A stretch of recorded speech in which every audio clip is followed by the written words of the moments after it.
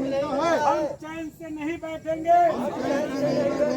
कान खोल के सुन लो नेताओं और मंत्रियों, तुम्हें भी चैन से नहीं बैठने देंगे। बिजली कनेक्शन लेकर रहेंगे, बिजली कनेक्शन लेकर रहेंगे। हम अपना अधिकार मांगते, नहीं किसी से भीख मांगते, हम अपना अधिकार मांगते, नहीं किसी से भीख मांगते। लड़ेंगे लड़ेंगे, जीतेंगे जीतेंगे, लड़ेंगे लड़ेंगे, जीतेंगे जीतेंगे। इनकलाब जिंदाबाद, जिंदाबाद जिंदाबाद, इनकलाब जिंदाबाद, जिंदाबाद जिंदाबाद। आसमानों से कहो अगर हमारी उड़ान देखनी हो तो अपना कद और ऊंचा कर ले। हुस्न वालों से कहो कि अगर इश्क देखना हो तो हमसे आके मिले। आसमानों से कहो अगर हमारी उड़ान देखनी हो तो अपना कद और ऊंचा कर ले। हुस्न वालों से कहो कि अगर इश्क देखना हो तो हमसे आके मिले। आसमानों से कहो अगर हमारी उड़ान देखनी हो। अरे 2 दिन में आए तो पानी के लिए तरस जाते हैं। किसी के पास 2 बच्चे हैं, 1 बच्चे हैं, जितनी मेहनत से उसे पढ़ा रहे हो, पाल रहे हो, पोस रहे हो। अभी हम हमारे साथ है अजय भाई, जो कि हमारे एकता संघर्ष समिति के कोर मेंबर हैं। अजय भाई, आप अभी आप आ रहे थे रैली करके, तो हमने देखा कि आपकी चप्पल टूट गई, आपने चप्पल कुर्बान किया। इसके बारे में क्या कहना चाहेंगे? जब तक लाइट नहीं आएगा तब तक चप्पल नहीं पहनेंगे। इसके बाद है मतलब आज के बाद चप्पल पहनेंगे ही नहीं? लाइट आएगा, मीटर लग जाएगा, चप्पल नया खरीद कर पहनेंगे। फिर लाइट आएगी। देखिए अजय जी है, इन्होंने प्रण लिया है कि जब तक लाइट बिजली नहीं लगती तब तक ये चप्पल नहीं पहनेंगे, क्योंकि बिजली की लड़ाई में इनका चप्पल टूटा है। उसको बिहार का शोक कहते हैं। मतलब कोसी नदी में हर साल बाढ़ आता है और सैकड़ों गांव रोज उजड़ जाते हैं बाढ़ से, और कहते हैं कि कोसी का गांव कांधे पे, यानी बाढ़ के बाद समय लोग सारा सामान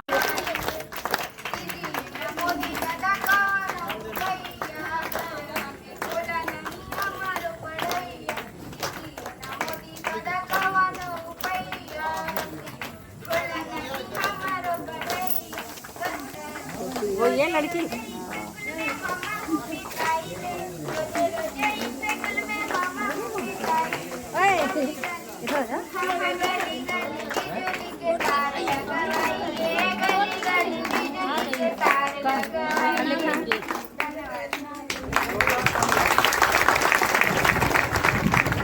और कईयों के धंधे पानी चलते हैं बिजली के नाम से, तो इसलिए आवाज आ रही है आप लोगों को? ये जो हमारे पास 1788 घरों का ही आंकड़ा आया, इसके लिए हम दोषी नहीं है। हम लोगों ने प्रयास किया, जहां जहां तक जा सकते थे गए, मगर एक तो सबको जानकारी नहीं थी, बहुत लोग नहीं जानते थे, बहुत लोगों को भरमाया गया कि अरे इससे कुछ नहीं होता है। एक कॉलोनी है उधर श्याम विहार लखनौली के पास, वहाँ के कुछ लोगों ने अफवाह उड़ा दी कि वहाँ कोर्ट में जाओगे तो तुम्हारी कॉलोनी तोड़ दी जाएगी। तो ऐसे ऐसे करके लोगों को रोका गया, मगर अभी इसमें पिटिशनर का साइन करने का विकल्प खुला हुआ है। यानी कि हमने चूंकि केस में 10,000 परिवार लिख रखा है, तो हम समय समय पर पिटिशनर का डिटेल, यानी कि जिसके नाम से रजिस्ट्री है उसका नाम, मोबाइल नंबर, पता और उसका हस्ताक्षर, महिला के नाम से है तो उसके पति का नाम, और पुरुष के नाम से है तो उसके पिता का नाम उसमें लिखना। इतने डिटेल भरने, उसका फॉर्मेट आप लोगों को तिवारी जी के पास मिल जाएगा, उनसे लेके आप लोग भर के जमा कर सकते हैं। उसके बाद क्या 27 को हमें बिजली मिल जाएगी? भ्रम में मत रहिए, क्योंकि कोर्ट कचहरी का जो काम होता है आप सब लोगों को पता है कि फिल्मों में भी डायलॉग है, तारीख पे तारीख, तारीख पे तारीख। तो हो सकता है कि 27 को हमें कोई अच्छी संदेश मिल जाए, तो अच्छी संदेश मिलेगी तो हम जश्न मनाएंगे, मीटर लगवाने की तैयारी करवाएंगे, बिजली विभाग पे जाके हल्ला बोलेंगे, चलो भैया जल्दी खंभे लगाओ, तार खींचो, जल्दी जल्दी मीटर लगाओ, कितना पैसा लगना है बताओ। और अगर 27 को हमारी पक्ष में सुनवाई नहीं हुई तो अगली तारीख 2-3 महीने बाद की मिलेगी, तो तब तक एक संभावना है कि हम लोग सो जाएं कि चलो यार फिर अगली तारीख तक देखा जाएगा, मगर हमें सोना नहीं है। ये मीटिंग बुलाई इसीलिए गई है कि हमें ना सोना है और ना अपने नेताओं को, अफसरों को सोने देना है, क्योंकि वो तो मजे में है, उनके भाई कुत्ते भी एसी में रहते हैं, उनको क्या दिक्कत, वो तो आलिशान बंगलों में रहते हैं, दिन रात 24 घंटे बिजली है, उनको कोई दिक्कत है नहीं। दिक्कत तो हमें आपको है, कैसे हम लोग अपने बच्चों को अपने परिवार के साथ इस गर्मी में और बिना बिजली के बिना पानी के रहते हो, हम आप समझते हैं। तो हमें सोना नहीं है। एकता संघर्ष समिति का गठन इसीलिए किया गया था कि हम लोग लगातार लोगों को जगाएंगे, और आप लोग देखिए जब से इसका गठन हुआ हम लोग चैन से नहीं बैठे। 13 कॉलोनियां हैं, हर कॉलोनी में आप पूछ लीजिए, हर कॉलोनी के लोग हैं, हम लोग 2-2 बार 3-3 बार जाके मीटिंग कर चुके हैं और लोगों से यही बता रहे हैं कि एक मजबूत संगठन ही हमारी समस्या का समाधान कर सकता है, ना कोई नेता कर सकता है और ना कोई अफसर कर सकता है। वो हमारी बात तभी सुनेंगे जब उन्हें दिखेगा अरे बाप रे 10,000 लोग सड़क पे आ गए। एक बार हम लोग तय कर लें कि आज हमें 10,000, जैसे आज इतने लोग आए हैं तो जरूर कुछ लोगों ने मेहनत किया होगा ना इतने लोगों को लाने के लिए, ऐसे तो आए नहीं होंगे।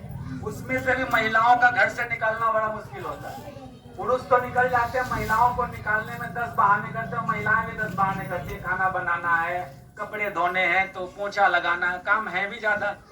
मगर एक चीज समझ लीजिए कि अगर महिला शक्ति आगे नहीं आई तो कोई लड़ाई नहीं जीती जा सकती। इससे आप लोग सहमत हैं या नहीं?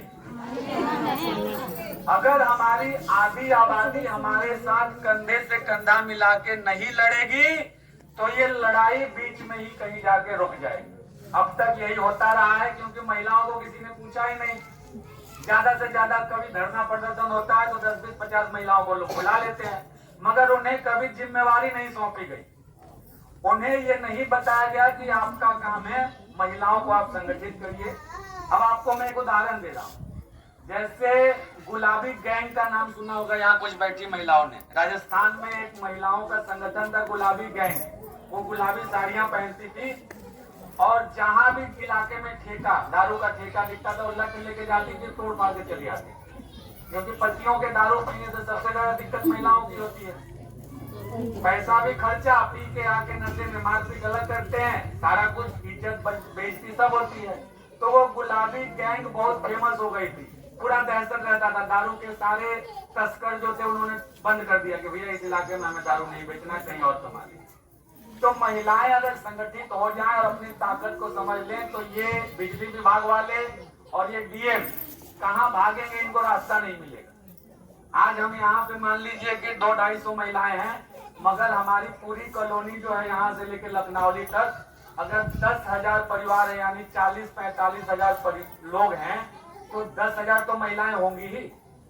मैं 10,000 में से सिर्फ 5,000 महिलाओं की कल्पना कर रहा हूँ कि आज नहीं कल किसी दिन अगर 5,000 महिलाएं सड़क पे आ जाए ना कि बिजली लेकर रहेंगे और रैली निकाल दे, प्रधानमंत्री तक बात चली जाएगी। इतनी बड़ी ताकत होती है महिला शक्ति की, और उनसे जवाब देते नहीं बनेगा कि तुम भाषण में कह रहे हो कि पूरे देश में बिजली पहुंच गई है और ये राजधानी के बगल में इतने हजार लोग बिना बिजली के रह रहे हैं, कैसे सीना ठोकेंगे 56 इंच का? ठोक पाएंगे? नहीं ठोक पाएंगे, क्योंकि ये बात पहुंच ही नहीं रही है लोगों तक।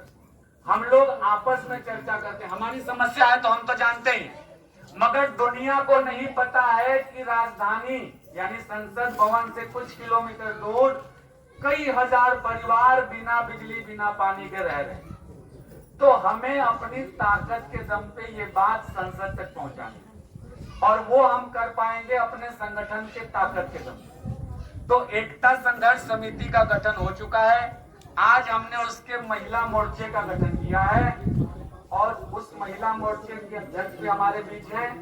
हम लोग पूरे विस्तार से बातचीत करेंगे। तो सबसे पहले मैं यहाँ बुलाऊंगा हमारे एकता संघर्ष समिति के अध्यक्ष हैं उत्तम प्रकाश तिवारी जी, वो आए और जनता को अपनी बात रखें। उत्तम प्रकाश तिवारी जी कहाँ हैं?